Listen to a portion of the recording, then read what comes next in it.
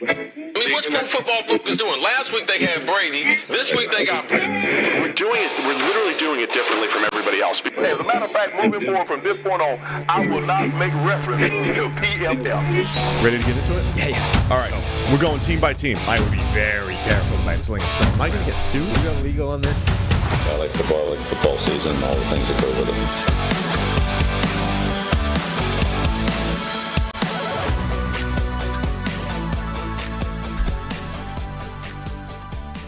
Yeah, despite one of the lowest over-under totals to have been set in years, there were honest-to-goodness touchdowns scored last night on Thursday Night Football. The New England Patriots bounce back and get a W against the Pittsburgh Steelers. We're going to talk about that. We're going to talk about buying and selling some teams on the fringes of the playoffs, like, say, Pittsburgh, for example. And, of course, we will get into the boo-boo breakdown with the great Vic Troha. But to do all that, we got to welcome in our guy, Brad Spielberger. How's it going, Brad?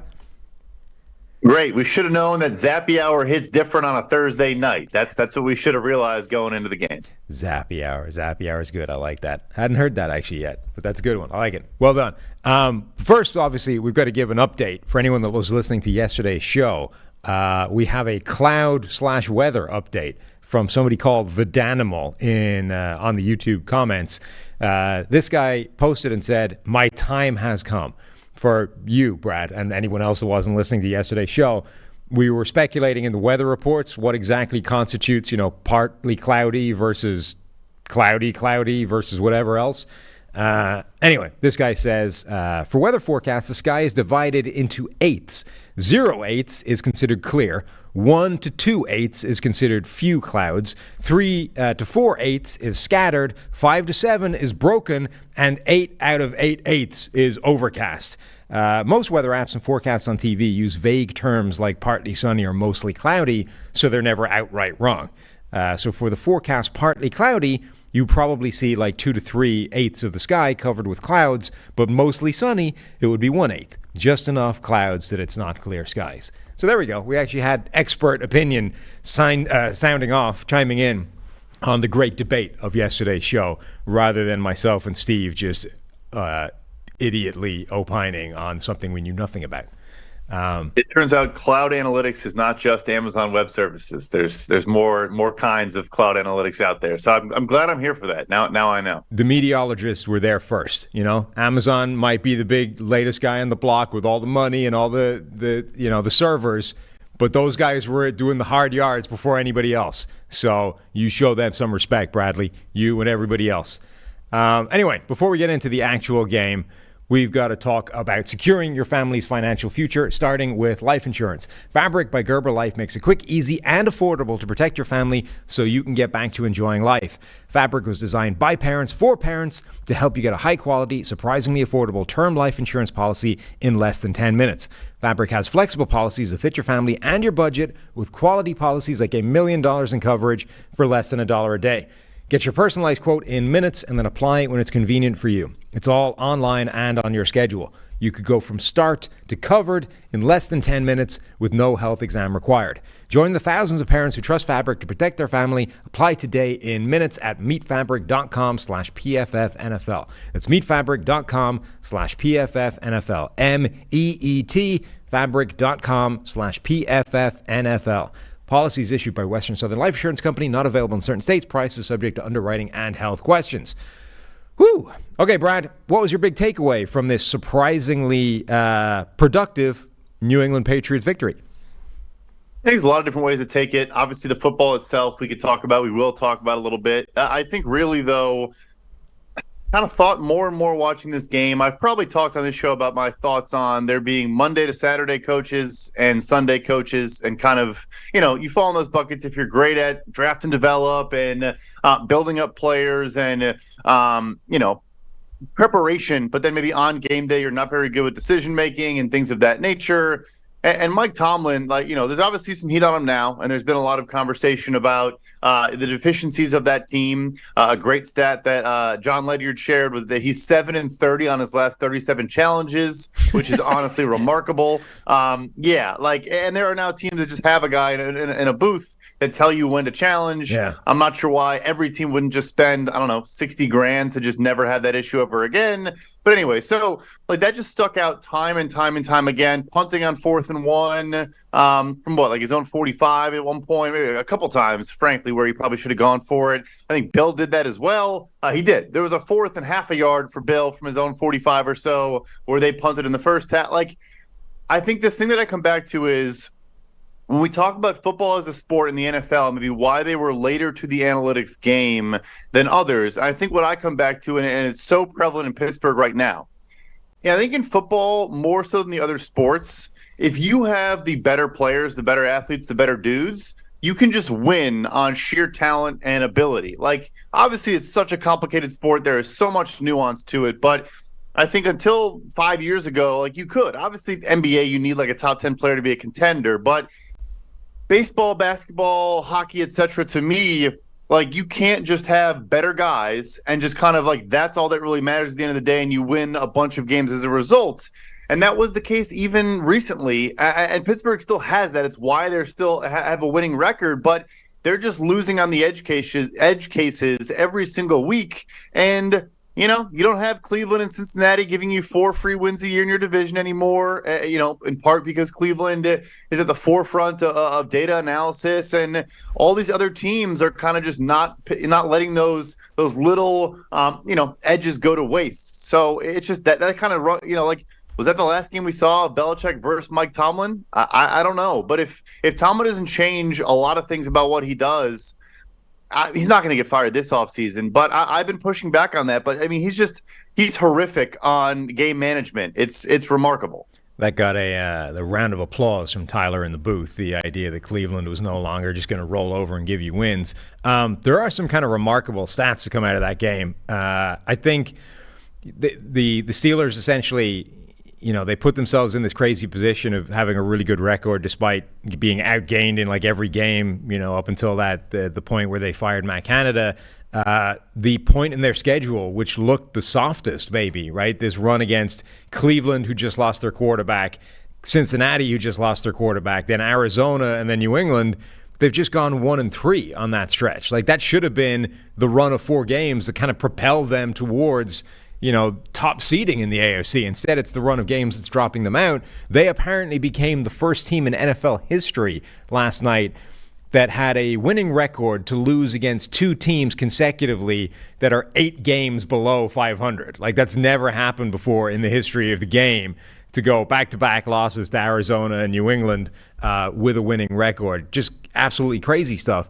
But I think you bring up this interesting point that has always struck me about head coaching hires. The job is so broad. It's 17 different jobs rolled into one, right? And you can be an all-time great. You can be Bill Belichick. You can be Mike Tomlin and be lousy at multiple aspects of that job. You can be Sean McDermott and think it's a great way to get guys on board by referencing 9/11. Like apparently it's really easy to be terrible at multiple aspects of your job and still be a very good overall head coach, because it's 17 different jobs rolled into one. But I'm with you. I don't understand why, these guys don't therefore delegate areas of responsibility that they're bad in, right? And say, this is a thing that evidently I'm not great at. It's really easy to find somebody that can do this and just tell me the answer live, right? I can stick to setting the culture of the franchise, to coaching during the week, to, the broad stroke stuff, right? Making sure, like, having a word in the ear of George Pickens on the sideline when he's getting upset that nobody's throwing him the damn ball. I can keep doing that, but somebody just tell me when we go or no go on 4th down. Just give me that signal. How hard is that? But they don't want to give up that responsibility. But it's always this beautiful irony of like they probably wouldn't be the people they are if they didn't have that inability to delegate and to trust other people to take on some aspects of what they do. And so it's kind of funny. It's like they wouldn't be Mike Tomlin and Bill Belichick if they didn't just want to control every single aspect. But at the same time, it's also now creating this glaring weakness and problem in their process.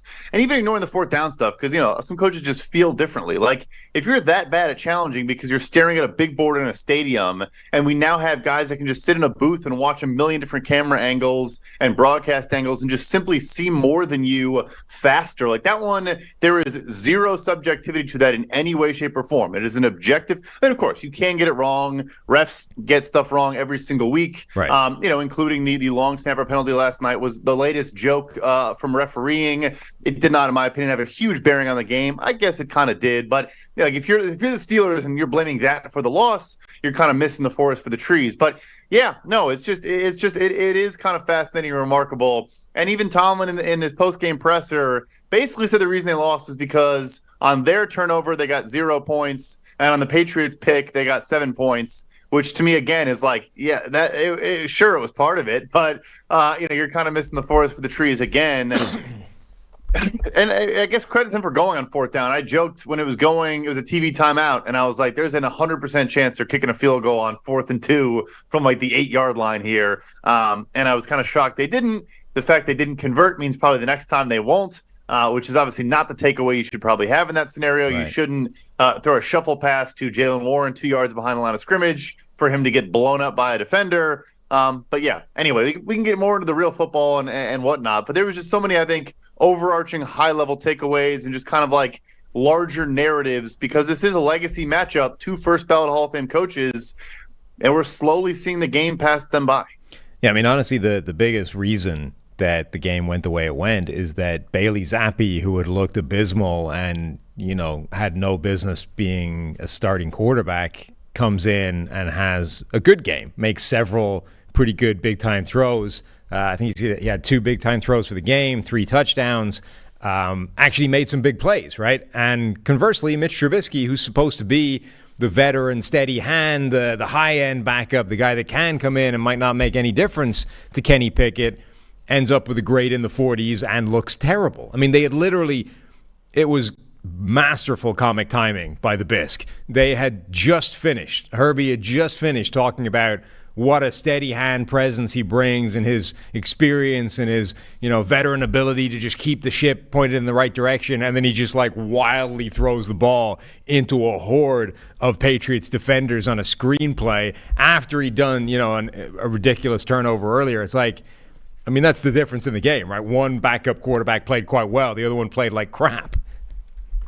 110%. It's funny. I'll be honest. I saw he had 2 turnover-worthy plays. I'm going to go dig into the film. I saw about a half dozen last night, but in reality, one of them was the penalty called back. So obviously that wouldn't actually, file as one. And I think it was a bit of a ticky-tack penalty. And even if the penalty was real, the throw was still horrendous. But I'm sure he has a bunch of -1/2s and -1s because he has a 40 passing grade. So that checked out. That matches the eye test, no question. The funny thing, too, you talk about Zappi. He did play well. Not to take away from that, but kind of going more into the Steelers and Mike Tomlin. So they have the most expensive defense in the NFL in terms of cap hit in 2023, which is not perfect. Obviously, cash and other things matter. But nevertheless, they are spending more on the cap on their defense than any team in the NFL. The first 2 touchdown passes are DeMonte Kazee and Levi Wallace just getting beaten. And frankly, those guys should not be starting on an NFL team in 2023. Like, with all due respect, they shouldn't. And that shows the weak link nature of a defense. And yeah, they had injuries to TJ Watt and Alex Highsmith. Obviously, that's massive. But Watt comes back, plays in the game. I thought rushed the passer well. Cam Hayward's healthy again, playing good football. But it just shows, again, like you spend all these resources on this unit and then just have these glaring weaknesses at a couple spots. And that can determine outcomes of games because you have below replacement level starters at 2 secondary positions that, got burned a couple times. But no, Zappi played well and threw some nice downfield passes and deserved, second half was just kind of run, punt, but, deserved the win and played really, really well in the first half. Yeah, it's definitely a defense that hasn't played to the level that we've kind of become accustomed to Steelers defenses playing at, despite all that investment and all the money put in it. I think we do need to touch on the officiating late in the game as well, because I think there were two hideous calls, or a call, no call, two hideous officiating elements that absolutely screwed the Steelers. So you've got the false start penalty, apparently, on the long snapper, which is, so that's on 4th down, 4th and 2, 4th and 3, whatever it was. It was a first down if it was a 5-yard penalty, right? So they miss out on extending a drive because they decide the long snapper's head movement was the penalty, not the defenders jumping offside on the play. Everybody, literally everybody on the field was convinced it was a New England penalty, including the guy that jumped, right? Whoever it was, 48, the linebacker for the Patriots, was like, oh, what have I done? This is a catastrophic error. Presley Harvin's out there like doing dances and like, pumped up, celebrating because he knows they've just caught them offside. Everybody is convinced this is a Patriots penalty. And then they're like, nope, false start on the long snapper. And they show the replays of this. Now, look, slow-mo replay, you can never really get a great idea of like what, because it's one of these areas, right, where the rule is itself a gray area. It's like, I forget what the wording is, but it's like sudden and, unusual movement or something, right? Which is obviously a highly subjective term. You can never figure that out from a slow-mo replay because nothing looks sudden, right? That's the whole point of slow-mo. But you run that full speed. It was a normal pre-snap routine from a long snapper. Nobody looked at that except apparently the official and went, that's a false start. Everyone was just, that's what the long snapper does, head up, start to play. That absolutely screwed Pittsburgh on that drive. And then the other one, the 4th and 2 play where they took the shot deep down the field, Jonathan Jones, I think it was Jonathan Jones, right? Full on like hooks, was it Deontay Johnson's arm? Like he never has a shot to reach his second arm up at it because his arm's being pulled behind him. It's crazy. Yeah, it was Deontay Johnson. I still also, and this is not just a Steelers thing, the amount of go balls that I've seen thrown on 4th and short in the NFL this year is a literal epidemic. And I get like wanting to, maybe think, okay, defensive pass interference, which you're saying should have been called. Yes. I do remember there being a good amount of contact. I guess I don't remember it as crystally as like the insane false start penalty. But like, maybe that's true. But I kind of had the thought last night, like, and obviously as a backup quarterback, but if you think, let's say you're a starter out there, if you think on a 4th and short that the best way for you to get a first down is to draw a DPI, you need to either draft a quarterback or fire your offensive coordinator the following offseason. That like, it's very simple. It's very, like, if that's what you think is the best path to getting a first down, then you need to do one of those two things or both. But the officiating is a story every single week. It's insane. But at the same time, we're on the field for the 4th and 3. And 4th and 3 is different than 4th and 2, 4th and 1. You're not supposed to go for it every single time. But where were they? Again, the 45 or so yard line with 5 minutes to go? Yeah. Probably should go for it. Or at least as an argument. Yeah, it's like it's one of these tough situations, right, where I don't think it's you can't say the Steelers lost this game because the officials screwed them, right? Because they lost the game because Trubisky was terrible and they put themselves in a giant hole early, and DeMonte Casey just watches like a cover 2 shot sail over his head, like those kinds of things. That's why they lost the game. But they did put themselves in a position to potentially dig themselves out of that hole and turn, snatch victory from the jaws of defeat. And that was prevented from happening by the officials on, I think, those 2 calls. I think the false start one was just objectively egregious, terrible call. That drive should have continued for Pittsburgh. I think that no call on defensive pass interference was a bad miss, no call as well. I think when you see that replay from 2 different angles, actually, you see Jones's left hand grabs hold of Deontay Johnson's right hand, and he never gets a chance to even move it in the direction of the ball. That's why he turns towards the DB because his arm is being pulled back from him. I think that was an egregious no call as well. But that's one of those, like, that level of officiating is exactly what you're saying. You can't rely on getting defensive pass interference on a 4th and 2 shot because the guy's going to look right at it and decide it's not a pass interference penalty. Like, you can't It's like that the MMA line, right? Never leave it in the hands of the judges because the judges are incompetent. Like, don't rely on the officials giving you the obvious penalty that you've drawn because they're not. Yeah, because gestures at this entire season. Yeah. So, Right. some of the positives, two positives, and I have a question for you tied to the second one. You didn't prepare for it, but I'm sure you've seen some of the discourse, and I think it's a fascinating topic right now in NFL conversation. So, first, shout out Ezekiel Elliott, not only for his offensive production, bunch of receptions, almost had the game-sealing run. Obviously they still basically sealed the game by getting so close on the third down. But also, I mean, his chase down tackle on Michael Walker, the linebacker for the Steelers, preventing a defensive touchdown. Yep. I mean, that was maybe the play of the game. So just credit to him. Shout out Zeke. Like, goes to a team that is 2-10 and is still max effort every single rep. Gets a full workload, gets to kind of show, well, yeah, he's not 2016 Zeke, but he wasn't a problem last night in any way, shape, or form. So thought that was cool for him. Also, the second positive. So Deontay Johnson on his touchdown. At first, I thought it was a dot from Mitchell Trubisky. I still do think the layering of the throw, or kind of the trajectory was very, very perfect. Great touch pass over the defender who couldn't make a play on it.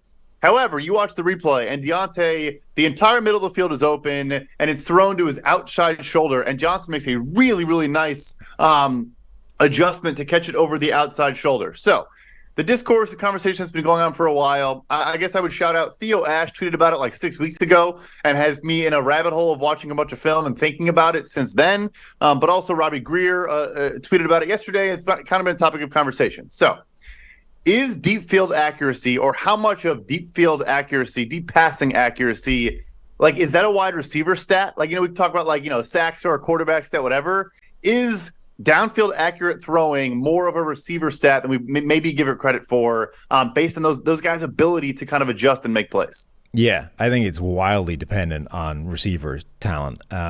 I think there are so many plays. If a wide receiver is good on the deep ball, there are a ton of plays that you literally never even consider if the ball was accurate or not, because it looks like it lands perfectly in his hands. But if you sort of plot out, like, this is a really good example, right? If you plot out where the route was going, where the space was, and where the ball should have been, and then plot out where the ball actually ended up, they're not even in the same zip code, right? Now, vertically, it's dead on. Like, vertically, it was exactly, right. It was thrown the precise number of yards from the line of scrimmage that it needed to be. But laterally, it's like 5 yards off, right?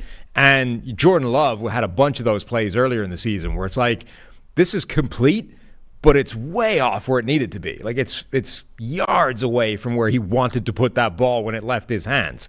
And I think there's a lot of times where receivers make plays like the Deontay Johnson one, or, less dramatic versions of those, and essentially erase bad ball location from your thought process on the play. You're just like, great play by the quarterback, got it out there, your DB couldn't get to it, therefore it's a great pass. But actually, in terms of accuracy, it was way off where he wanted to put it. So, yeah, I would agree. I think it's a hugely dependent stat, deep throwing. And I think you can see that in very broad terms with things like, Joe Burrow goes from one of the least accurate deep passing quarterbacks in the NFL to now you get Jamar Chase, and all of a sudden it's college LSU Joe Burrow's back in the building, right? Like, I don't think that's a coincidence. I don't think it explains all of it. I'm sure there was some NFL adjustment to Joe Burrow, coming into the league, and just the difficulty level was higher, et cetera, et cetera. But I think Jamar Chase makes a big difference to that. So, yeah, I would imagine it's a very dependent stat for wide receivers.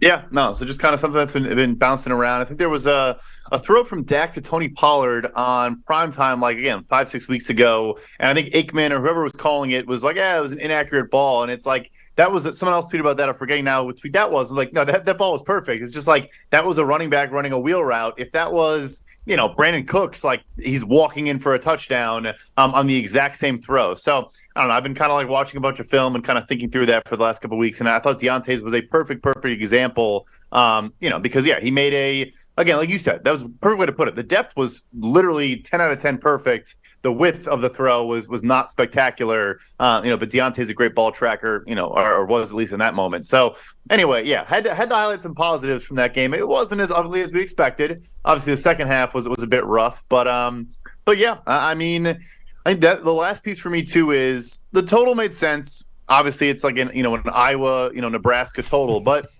I think the one misconception or the one thing missing was for both of those defenses as currently constructed with injuries, etc. Uh-oh. Their run defense right now is better than their pass.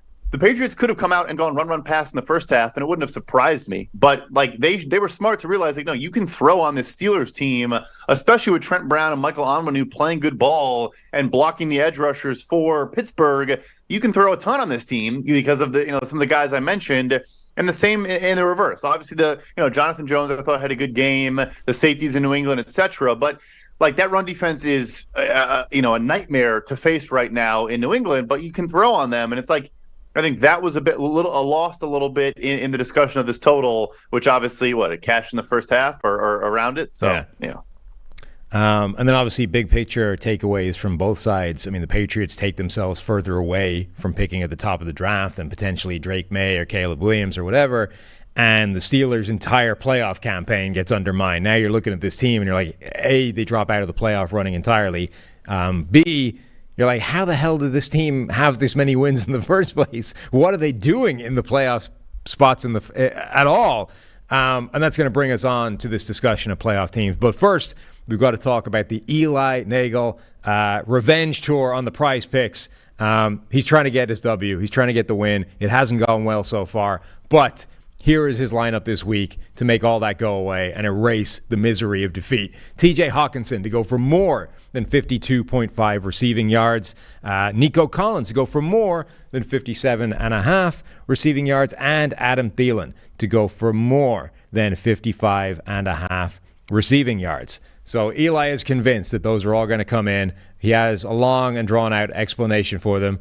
Two of which I think are sound. The logic makes sense. Nico Collins, okay, it's a tough opposition. The New York Jets, their defense, but no Tank Dell. Nico's going to get a ton of targets. I buy that. Hawkinson as well, I think that makes sense. Adam Thielen one, less so, but, we'll see. We'll see how it works out. Anyway, along with Eli, you can also play alongside some of Prize Picks' favorite players like rapper Meek Mill and comedian Andrew Schultz. You can find community plays under the promos tab of the app to view entries from some of the biggest names in the Prize Picks community each week. And then, listen to our picks on Eli. Prize Picks even offers a reboot policy so that your entries stay in play even if one of your players gets injured. For football and basketball games, if you have a player who exits the game in the first half and does not return in the second, that player is rebooted. Prize Picks is the only daily fantasy sports platform with an insurance policy, an injury insurance policy, that is. Go to prizepicks.com/PFFNFL and use code PFFNFL for a first deposit match up to $100. Again, that's prizepicks.com/PFFNFL and use code PFFNFL for a first deposit match up to $100. All right, Brad, we're going to look at the NFL playoff picture and whether we are buying or selling some of these teams in and around the playoffs. And it's getting kind of tight. What we thought was this fairly defined picture is actually getting muddy as hell recently. So I'm just going to fire you some teams, and you give me a quick buy or sell, and then like a one-line explanation for, why you're buying or selling them. So let's start with the Joe Flacco-led Cleveland Browns. I'm buying. They obviously, are in this division with Pittsburgh, who's now lost 2 games in a row to horrible teams. And this is going to be a big part of it. The schedule here, you probably get a C.J. Beathard, which is huge, I think, instead of a Trevor Lawrence. And then you have Bears, Texans, Jets, Bengals. So I'm buying the Joe Flacco Browns, not just because Sobchak was going to kick me off the stream if I didn't say that. Let's 2 teams within the same division. So the rookie head coach and quarterback led Houston Texans. Will they be the first team to make the playoffs since the 2012 Andrew Luck, Chuck Pagano, Indianapolis Colts?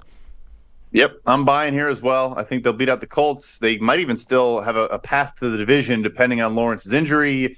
They have Jets, Titans, Browns, Titans, Colts. I mean, they could win all those games. So then the Indianapolis Colts are the next team to buy and sell. The third team actually in a playoff position right now, buying or selling.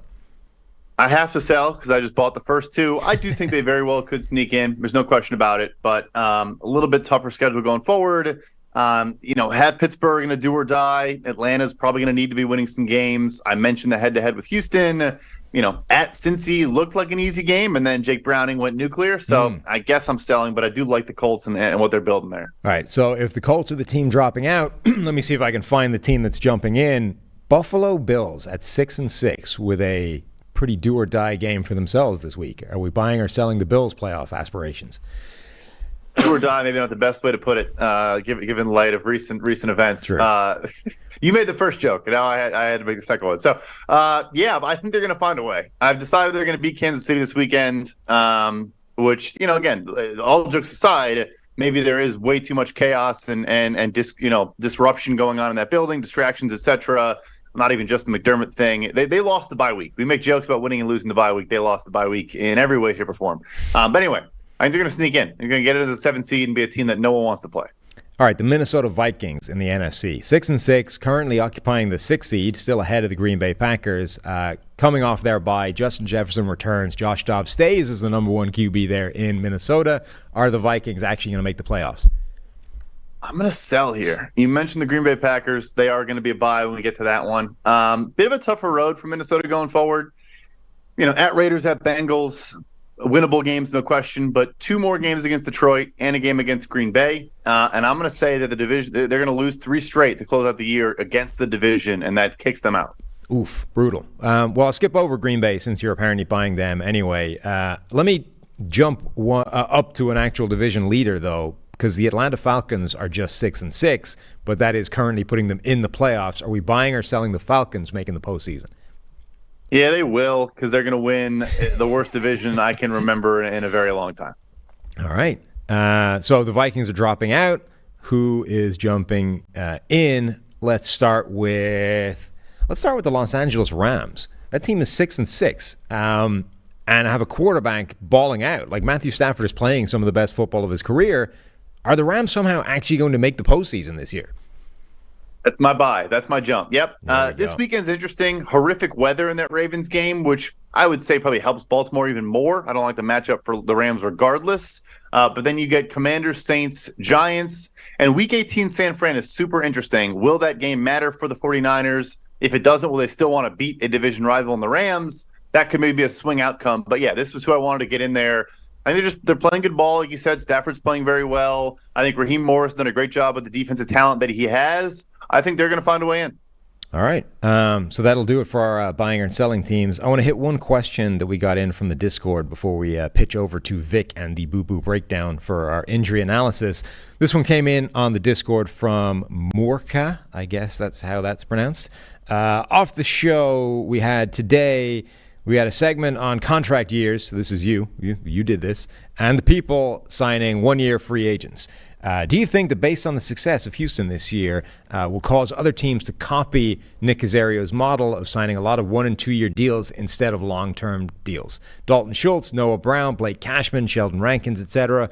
Or do we think that's not a sustainable system and it's better to sign long-term contracts that could end up handicapping the team if it doesn't work out? So in a copycat league, are the Texans setting the template to be copied?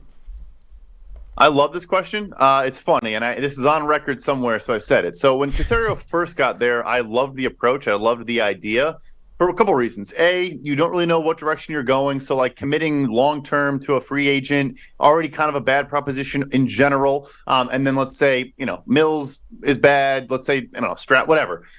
This year, coming into it, I said, okay, you just drafted a quarterback 2nd overall and traded up for Will Anderson. Like, you're building a foundation. Like, why wouldn't you keep Sheldon Rankins for multiple years or Dalton Schultz for a couple of years? And so it's not a bad thing. It's not inherently a problem. I guess they could get great compensatory picks or just extend them now. But this year, I thought was the inflection point of, like, why not do multi-year deals? So anyway, long answer short, I do love the approach. I love the idea. When you first got there, I thought it was genius. It made a ton of sense for a lot of different reasons.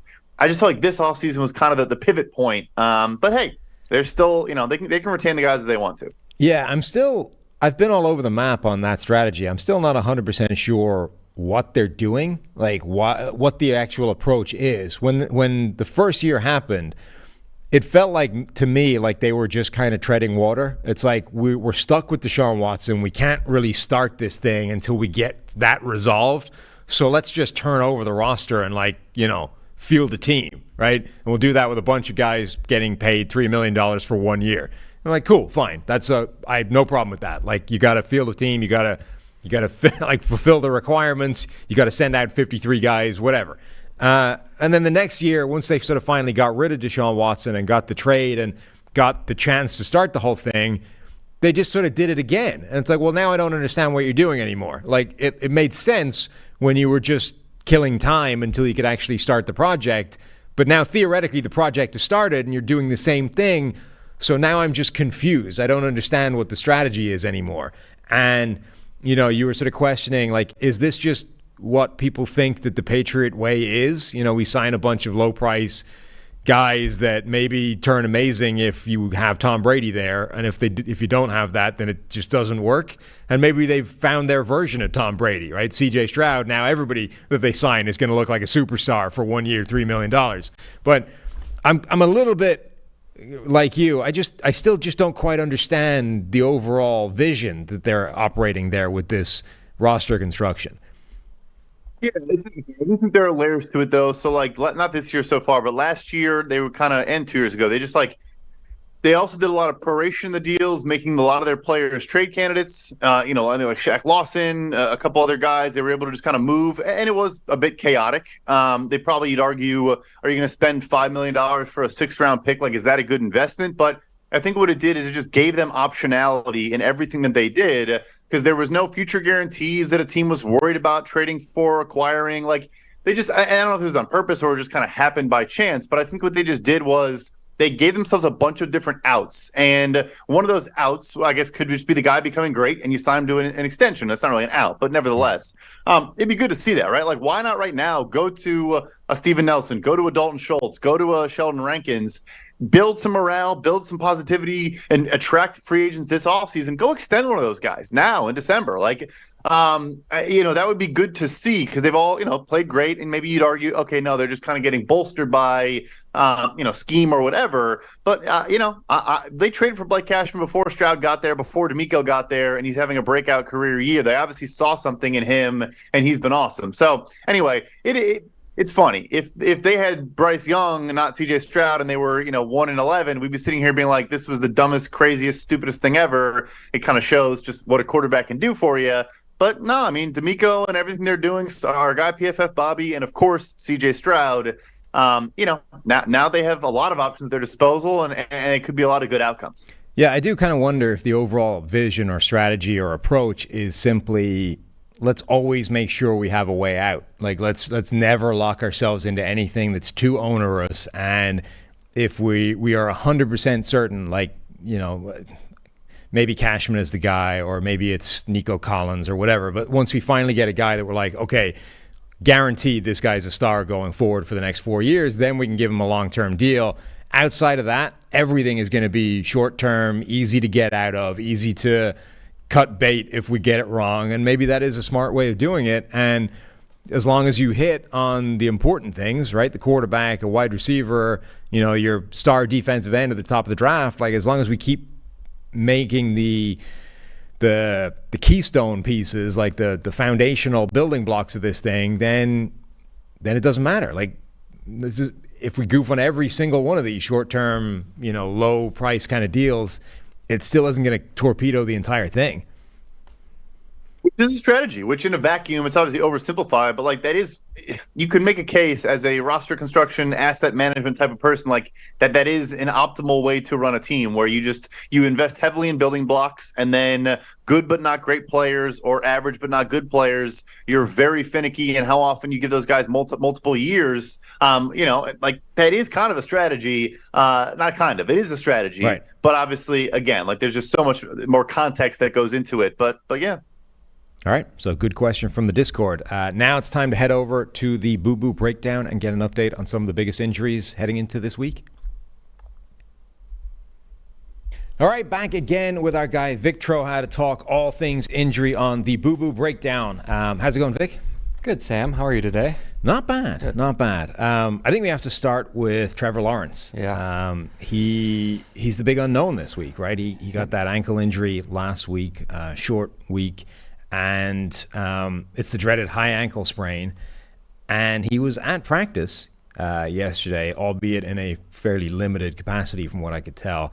But the high ankle injury is one that used to be, that was going to shut a guy down for weeks, and yet it's not by any means certain that he's not going to play this week, right? It's very surprising to see that he might play this week. After looking at that injury, when you roll your ankle the way he did, he was stepped on by his left tackle, right? So like when you roll the ankle and you actually apply even more force from some body weight, there's more potential for tearing and ligament damage. But he is at practice. The question is now going to be like when they get him into a situation where he starts to really drive off that leg and try to get more mobile, if he can tolerate the load and can get through the pain.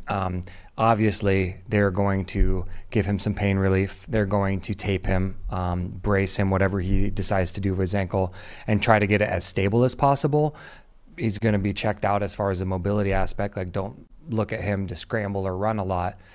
But I think that the biggest thing is going to be, is his pain factor going to be that much to where he's not going to be able to throw the ball? So in what way does his high ankle sprain differentiate itself from Kenny Pickett's, who had this surgery that they documented on the broadcast last night, and had previously had the same thing in a different ankle in college, and that shut him down for I think 26 days was what they were saying. But same idea, right? High ankle sprain, except his immediately sent him to surgery, and Trevor Lawrence, it's like he might play this week. It's the amount of damage that happens to the ligaments within that sprain. So the grade, like if there's more tearing, with Kenny Pickett, because they do a tightrope surgery where you have a syndesmosis joint at the lower part of your ankle, and they basically wrap that to secure it more.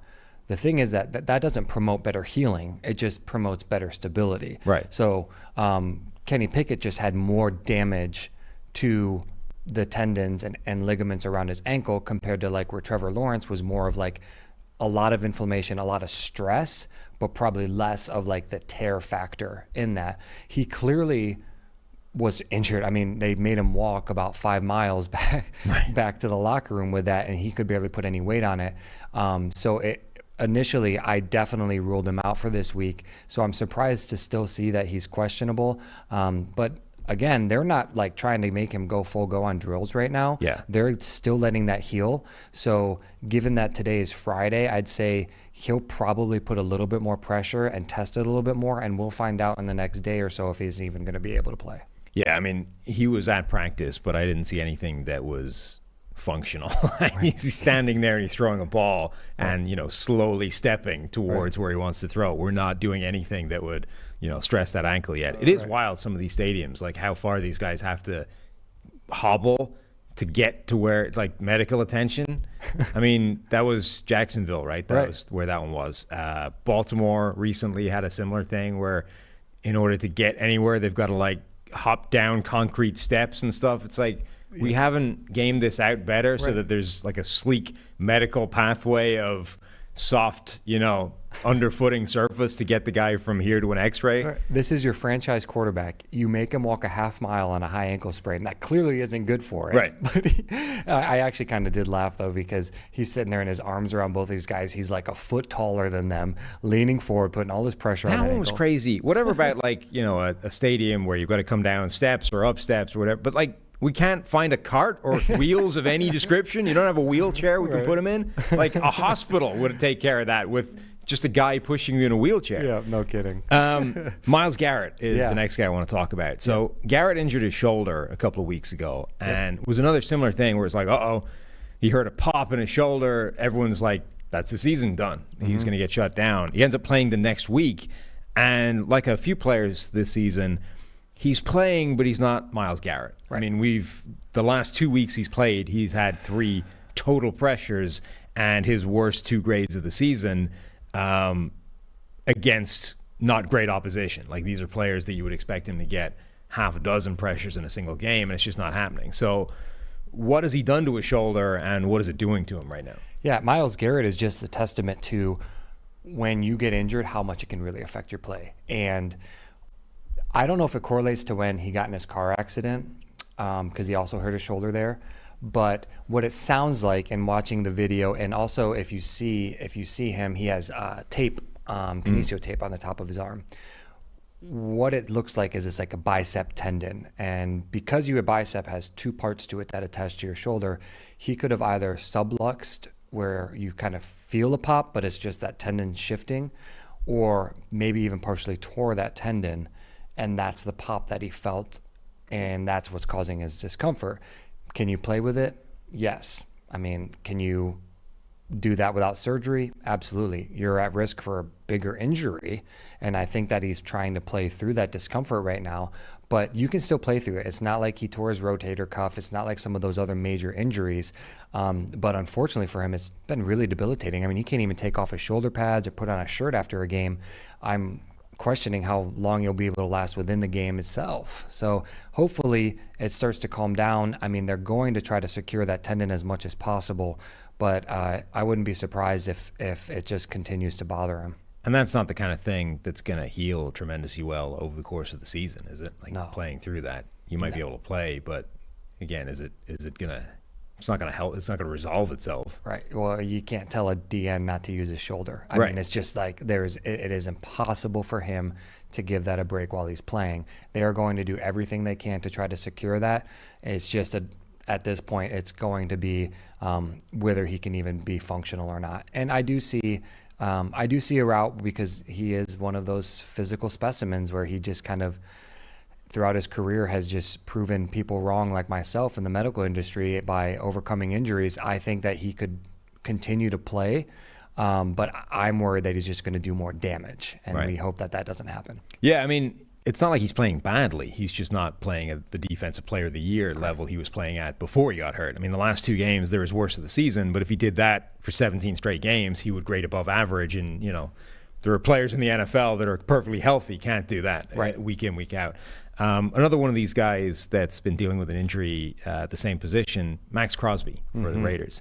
So he had a knee injury, which again, he's been playing through, and again, hasn't really looked like Max Crosby. And it's actually taking him off the field for periods of time, which is something that's never happened in his career. Yeah.